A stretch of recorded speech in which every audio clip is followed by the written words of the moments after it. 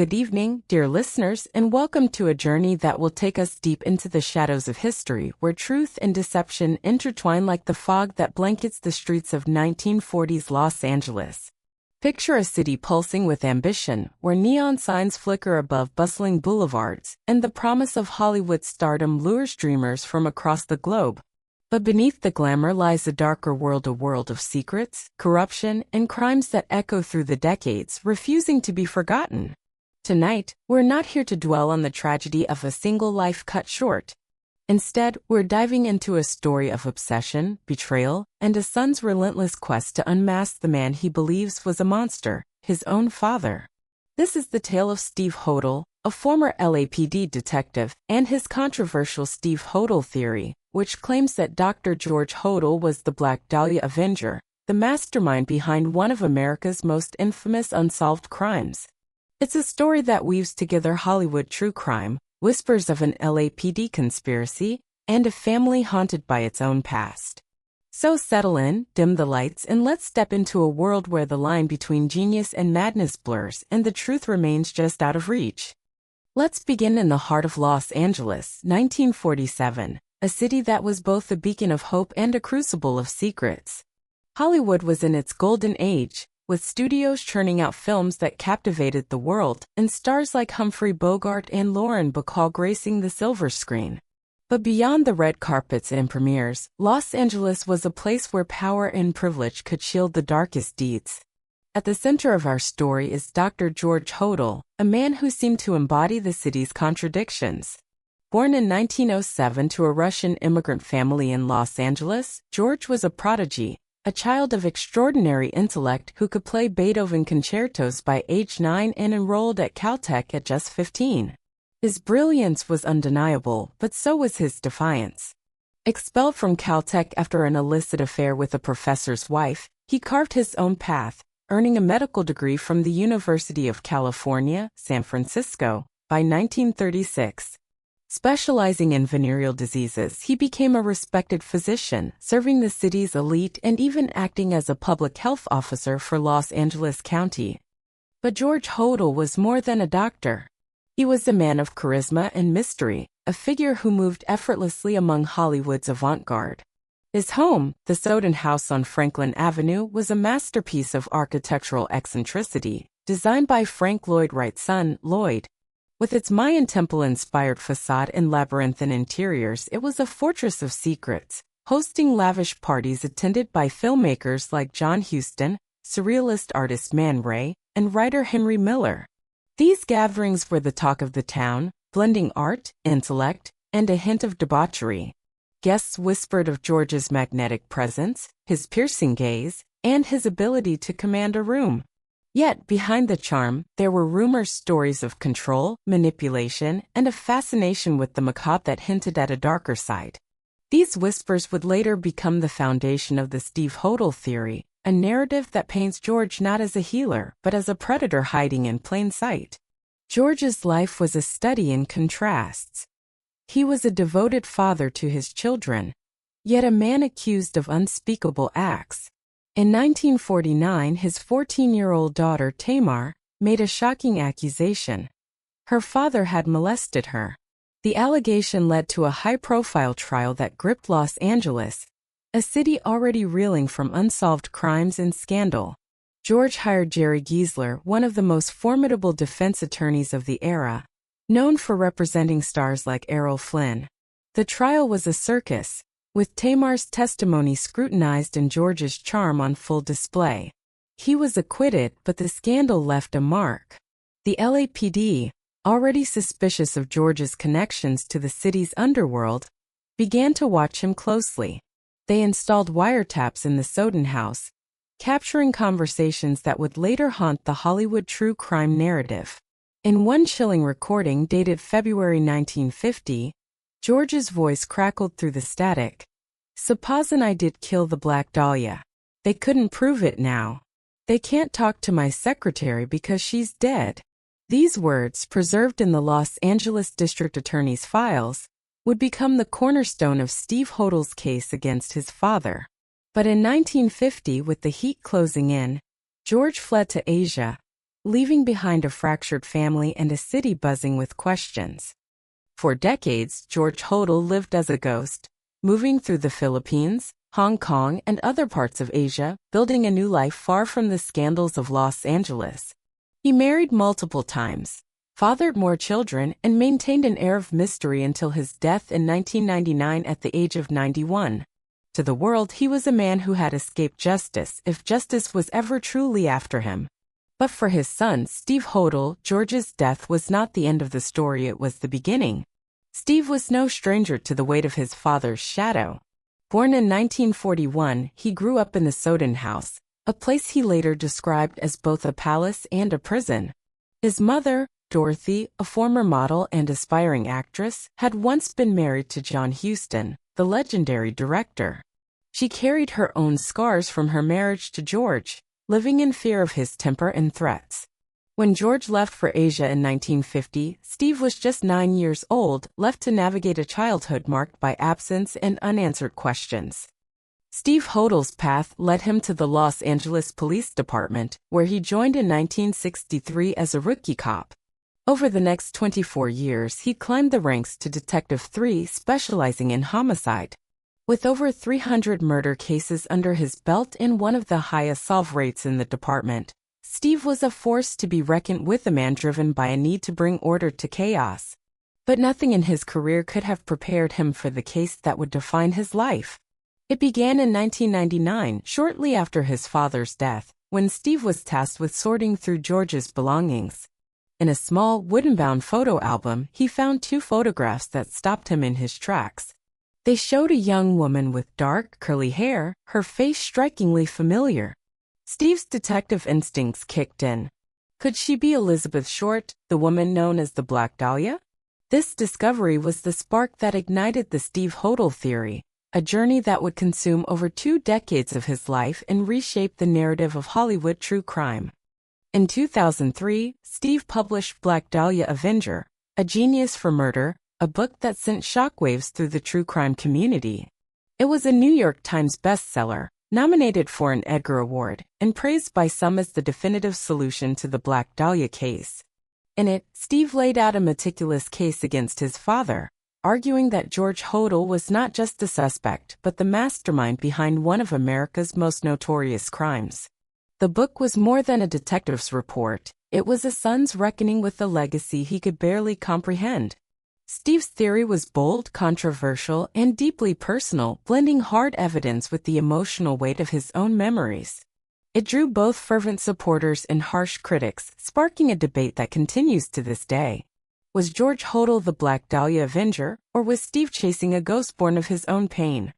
Let's dive into the evidence Steve presents, a web of clues that he believes points unmistakably to his father.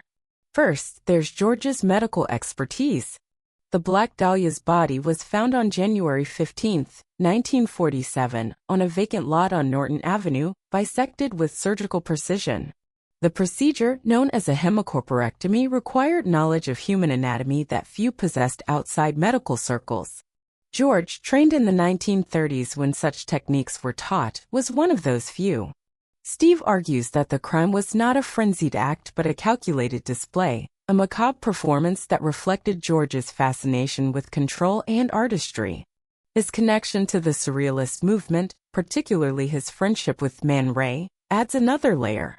Man Ray's photographs, like Minotaur and Les Larmes, often depicted fragmented bodies or distorted forms, a style Steve believes influenced the crime scene's staging. The body's careful positioning, drained of blood and posed with eerie precision, seemed to echo the Surrealist obsession with beauty and horror intertwined. Then there's the physical evidence tied to the Soden house. In Black Dahlia Avenger 2, Steve claims the house was the crime scene, pointing to 50-pound cement sacks found near the body, sacks he links to those documented at the Soden house days before the murder. The house's basement, with its soundproof rooms and hidden compartments, was an ideal location for such a crime, Steve argues. He cites cadaver dog searches conducted in 2014, which detected human decomposition in the basement, though no definitive remains were found. The 1950 DA wiretaps provide some of the most chilling evidence. In addition to George's cryptic admission, supposing, "I did kill the Black Dahlia," the recordings captured him discussing bribes to police and a woman named Elizabeth in hushed tones. These tapes, buried in the DA's archives for decades, were uncovered by Steve through dogged persistence, bolstering his case for an LAPD conspiracy that protected George from prosecution. The LAPD conspiracy is a cornerstone of Steve's narrative. In 1949, a letter from W. Glenn Martin, an LAPD informant, named G.H. as the Black Dahlia killer, alleging he was shielded by corrupt officials.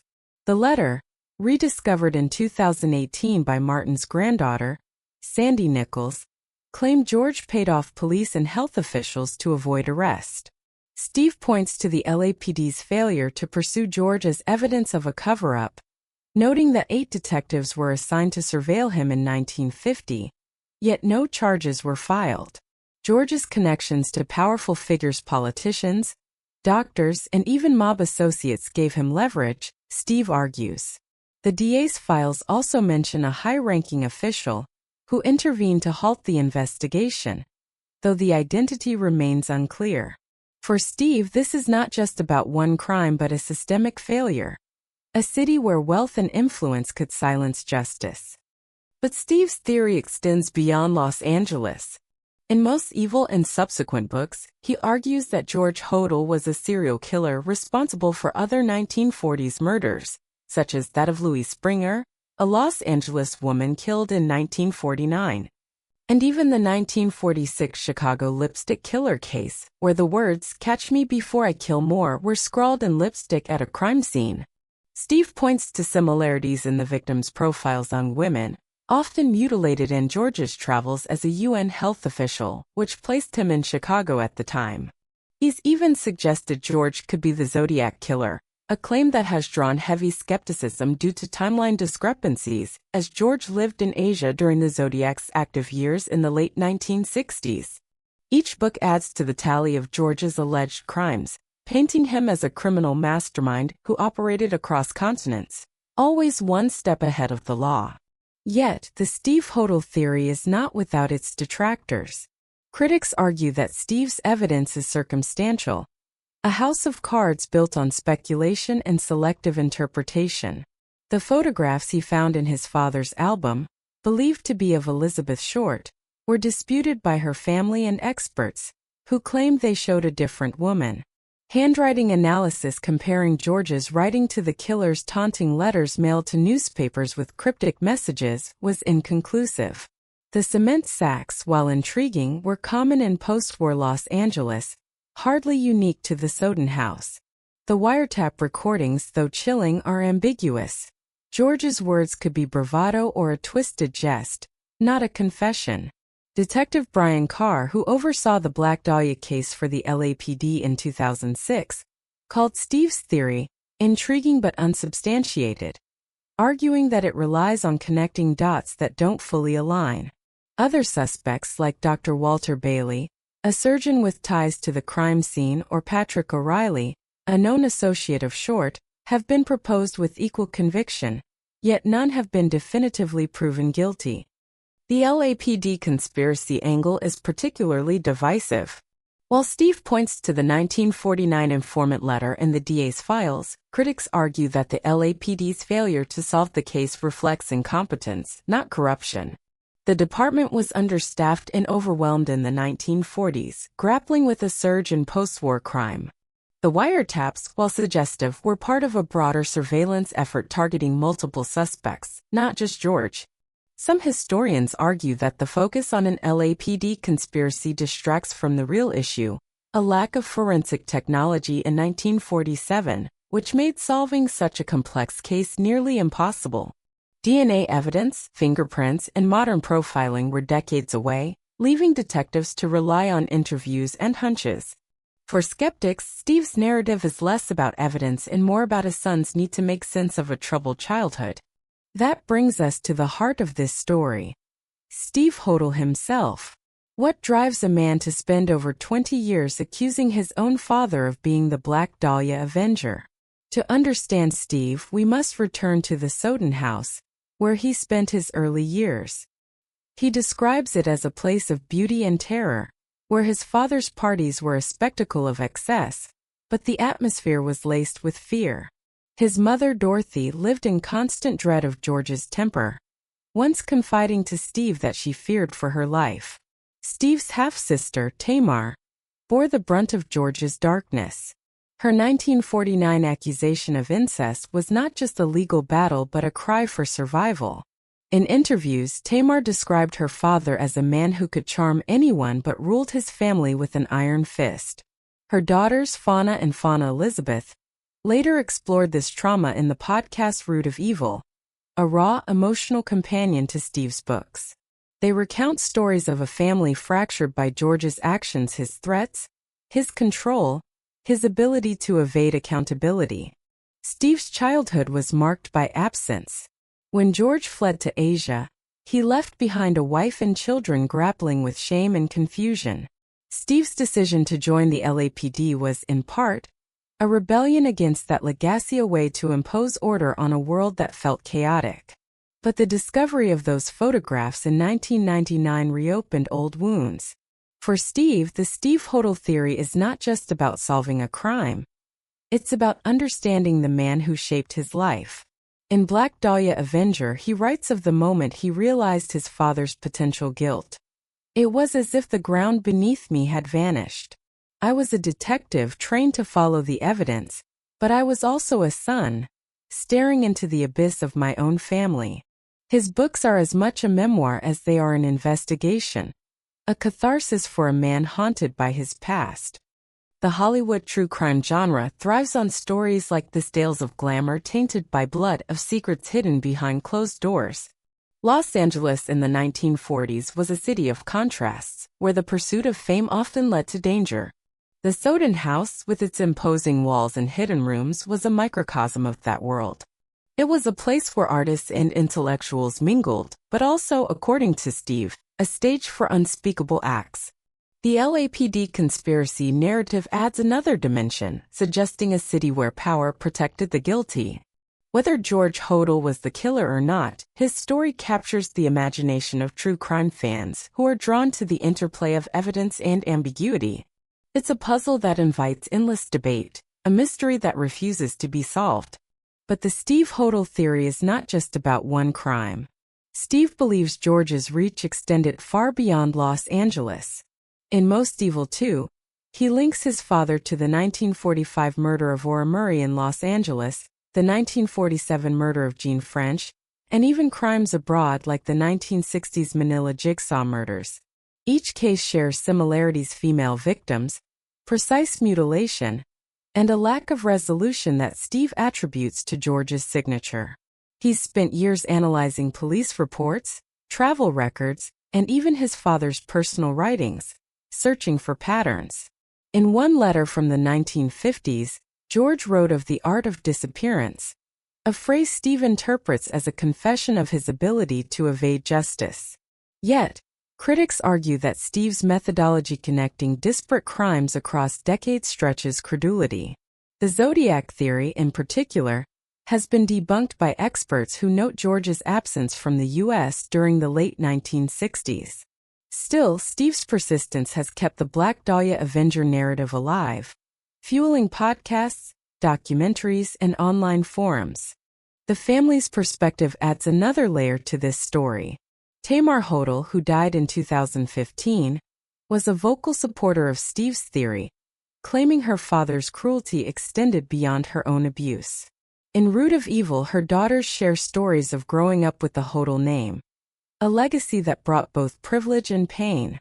Fauna, who was given up for adoption, spent years searching for her roots, only to uncover the horrors of George's world. Fauna Elizabeth, known as Fauna 2, speaks of the psychological toll of living with such a heritage. Their accounts paint George as a man capable of extraordinary manipulation, a patriarch who controlled his family like pieces on a chessboard. For Steve, these stories are not just anecdotes but evidence of his father's capacity for evil. Yet, they also reveal the human cost of his investigation, a family torn apart by truth and speculation. The LAPD conspiracy theory is particularly resonant in the context of 1940s Los Angeles. The department was no stranger to scandal, with officers implicated in bribery and racketeering schemes. The 1949 grand jury investigation into police corruption uncovered ties between the LAPD and organized crime, lending credence to Steve's claims. The informant letter from W. Glenn Martin, written in 1949, is a key piece of evidence. Martin, a private investigator with connections to the LAPD, claimed G.H. was protected by a network of officials who benefited from his wealth and influence. Steve argues that George's role as a public health officer gave him leverage over city officials, who relied on his expertise to manage outbreaks like syphilis in the 1940s. This power, combined with his social connections, made him untouchable, Steve claims. But skeptics point out that the letter is vague, and the DA's failure to act could reflect bureaucratic inertia rather than a deliberate cover-up. As we delve deeper, let's explore the cultural impact of the Steve Hodel theory. The Black Dahlia case has inspired countless books, films, and TV shows, from James Ellroy's novel The Black Dahlia to the 2006 movie starring Scarlett Johansson. Steve's work has added a new dimension to this legacy, shifting the focus from the victim to the alleged perpetrator and his family. His books have been translated into multiple languages, reaching true crime fans in Europe and beyond. The podcast Root of Evil, produced by TNT and featuring the Hodel family, brought Steve's story to a wider audience, earning critical acclaim for its raw honesty. Online communities, from Reddit to true crime forums, buzz with debates about George Hodel's guilt, with some users hailing Steve as a hero and others dismissing him as a man obsessed with rewriting history. This polarization reflects the enduring power of Hollywood true crime, a genre that thrives on ambiguity and intrigue. Let's consider the psychological angle. Steve Hodel's journey is not just about evidence sites about identity. As a detective, he was trained to follow facts, but as a son, he's driven by emotion. The discovery of those photographs in 1999 was a turning point, forcing him to confront the possibility that the father he barely knew was a killer. In interviews, Steve speaks of the conflict between his professional instincts and his personal pain. "I didn't want to believe it," he told Dateline in 2003. But the evidence kept pointing to him. His books are filled with personal anecdote memories of George's cold demeanor, his mother's fear, his sister's trauma that add a human element to the investigation. For true crime fans, this blend of personal and professional makes the Steve Hodel theory uniquely compelling.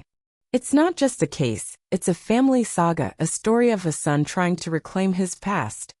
The Soden House remains a central symbol in this narrative. Now a historic landmark, it attracts tourists and true crime enthusiasts who wander its halls, searching for echoes of the past. Steve has led guided tours, pointing out the basement where he believes the crime occurred. In 2014, a soil analysis by geophysicist Paul Baumann detected anomalies suggesting possible burial sites, though excavations found nothing conclusive. The house's architecture, with its hidden rooms and soundproof walls, fuels speculation about what it concealed.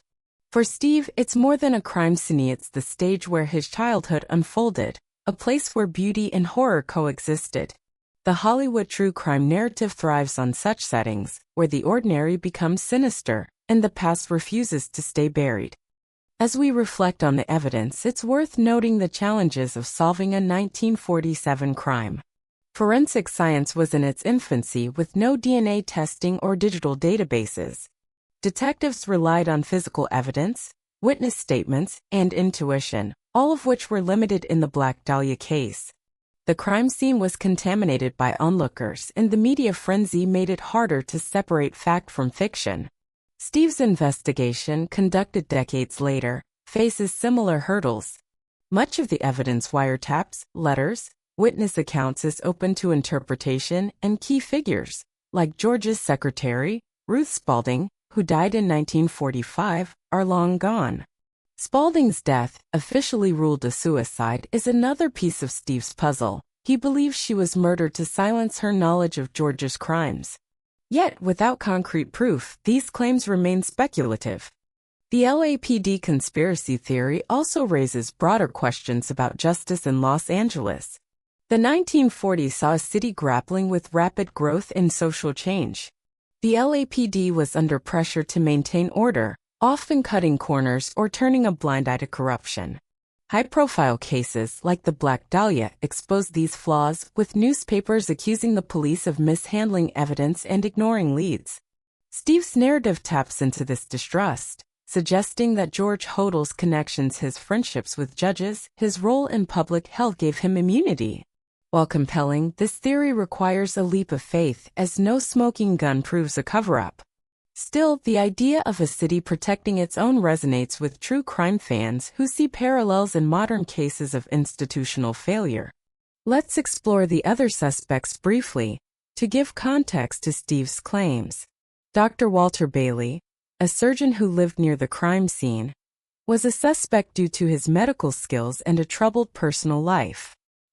His son claimed Bailey knew short, and his death in 1948 raised suspicions. Patrick O'Reilly, a businessman with a violent past, was linked to Short through mutual acquaintances. Other theories point to a transient killer or even a copycat inspired by earlier crimes. Each suspect has supporters, but none have the personal weight of Steve's theory, which is rooted in his own family's story. This emotional core sets the Steve Hodel theory apart, making it a narrative of both evidence and heart. The cultural fascination with the Black Dahlia case extends beyond Steve's work. It's a story that has captured imaginations for decades, from the 1947 headlines to modern podcasts. The case's brutality, combined with its Hollywood backdrop, makes it a perfect fit for the Hollywood true crime genre. Steve's contribution has been to shift the focus from the victim to the alleged perpetrator, offering a new lens on a familiar story. His books have inspired TV shows like I Am the Night, which dramatizes the Hodel family saga, and documentaries like The Black Dahlia Murder, Solved? His work has also sparked academic debates, with historians like Larry Harnish challenging his conclusions while acknowledging his thoroughness. For true crime fans, the Steve Hodel theory is a call to engage with history actively, to question official narratives and seek the truth. As we near the end of this journey, let's consider the legacy of George Hodel. Whether he was the Black Dahlia Avenger or not, his life left a trail of destruction. His family, Steve, Tamar, Dorothy, and their descendants carry the scars of his actions. The Soden House, still standing, is a monument to that legacy, a place where history and horror collide. For Steve, the investigation is a lifelong mission, a way to make sense of a father who was both brilliant and terrifying. His books, now numbering over 6, continue to explore new angles, from George's alleged ties to international crimes to his influence on modern serial killer archetypes. Each page is a step toward closure, though Steve admits he may never find it. The Hollywood true crime world is built on stories like this, tales that challenge us to look beyond the surface, to question the stories we're told. The LAPD conspiracy narrative, while unproven, reminds us that power can distort justice, leaving truth in the shadows. Steve Hodel's journey is a testament to the human need to understand, to confront the past no matter how painful. Whether you believe his theory or see it as a son's desperate search for answers, it's a story that resonates. It's a reminder that history is not just a collection of facts but a tapestry of human experiences, woven with hope, fear, and the unrelenting pursuit of truth. Before we part, let's linger on the human side of this tale. Steve Hodel is more than a detective. He's a man who has lived with the weight of his father's shadow for decades. His mother, Dorothy, spent her life haunted by George's threats. His sister, Tamar, found solace in sharing her story, though it came at great cost. Their descendants continue to grapple with the Hodel name, a legacy that is both a burden and a call to resilience. If this story has stirred something in you, don't let it end here. Share it with a friend, pick up Black Dahlia Avenger, or listen to Root of Evil to hear the Hodel family's voices. Leave a comment with your thoughts. Do you think George Hodel was the Black Dahlia Avenger, or is Steve chasing a phantom? Subscribe for more stories of Hollywood true crime. where we peel back the layers of history to reveal the mysteries within. Until next time, keep questioning, keep exploring, and may your dreams be free of the shadows that linger in Los Angeles' past. Good night and sleep well.